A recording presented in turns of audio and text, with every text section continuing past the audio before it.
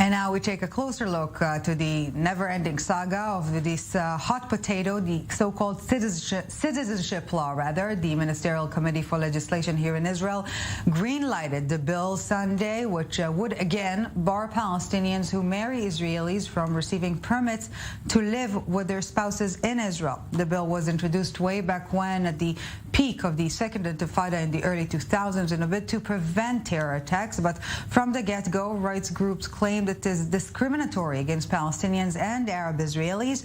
After a prolonged legal battle, the Supreme Court upheld the law back in 2012, but the coalition itself failed to renew the law last year, and it expired. The approval at the Ministerial Committee today facilitates a fast-track legislative process, but it remains highly divisive within the coalition.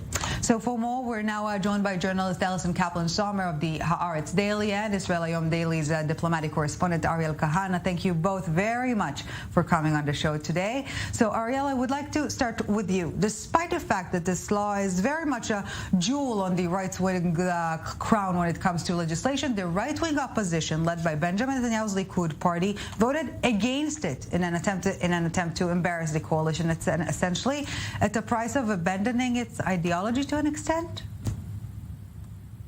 Hey, good evening, Eli, and thanks for having me. So, if I heard your question correctly, you were asking if Netanyahu paid, or the right-wing opposition paid, any price for avoiding actually the family unification law a few months ago.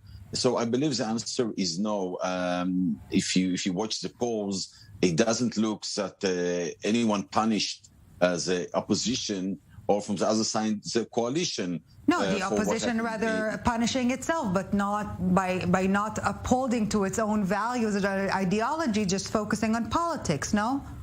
So yeah, so I'm talking about the polls and the numbers, but going to the issue itself. So of course, in the coalitions, I will tell you, and they do say even this evening as well, that what Netanyahu is going to do, because once again the opposition won't support Shaked new suggestion for this law. So once again they're going to punish the country. They're not going to punish her or punish the coalition. That's what she or people in her office are saying this evening. The way it looks now, it seems there is no majority for the new law by Ayelet Shaked, but we still have to wait and see. And on the other side of the divide, Alison, we're talking about an extremely diverse coalition that includes, among others, the Dovish Labor and Meretz, and even the Islamist Arab Ram Party, neither of them likely to support this motion. And similarly to the right wing, somewhat betraying their values for political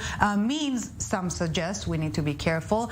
Are we facing a situation here in which the left elements in the coalition will essentially be tested with their devotion to the coalition?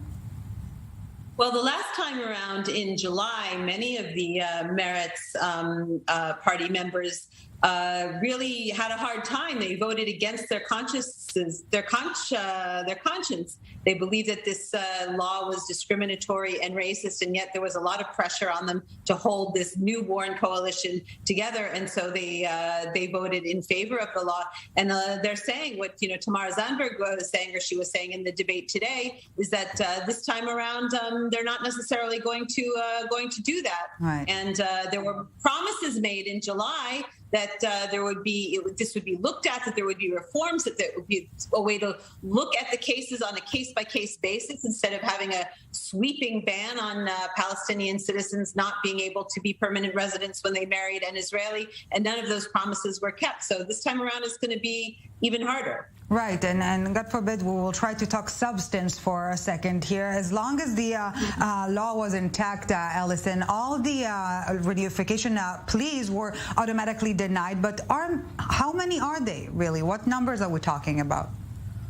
I've heard estimates between 90,000 and 120,000 cases. I mean, the thing is, originally this legislation was supposedly emergency legislation because they were so worried about terrorists getting into Israel by marrying Israelis, and it was seen as a security measure, and it was requested by the military. But over the years, in fact, the decades since, it's been twisted into a demographic argument and saying that if we don't ban Palestinian citizens from joining Israeli spouses in Israel, that we're just going to be overwhelmed and flooded by Palestinians, and it's going to tip the demographic scales, and it's a matter of life and death. And I ask, if it's such a matter of life and death, then why isn't the right uniting and voting this legislation through instead of working so hard to embarrass the coalition?